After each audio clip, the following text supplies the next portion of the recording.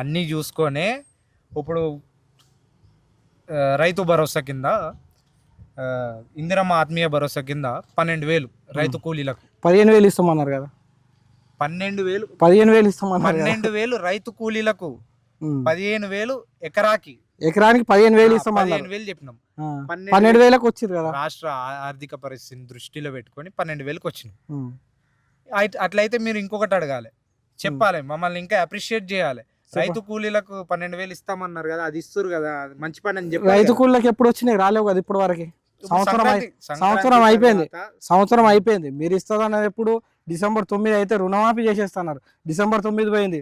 August ఎలక్షన్ల ముందర రుణమాఫీ 2 లక్షలు ఎక్కడైంది? ఎవరు కాలేదు. కొంతమందికి అయింది, కొంతమంది కాలేదు. 2 లక్షల లోపు ఎవరికైతే ఉన్నాయో ప్రతి ఒక్కరికి అయ్యింది.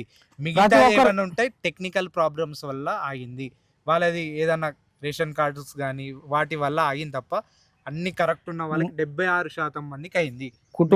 మిగతా మేము కూడా చెప్పినాం, మీకు కావని కాదు, పక్కా అయితే అవైతే టెక్నికల్ ప్రాబ్లమ్స్ ఉన్నాయో అవన్నీ క్లియర్ చేసుకోండి.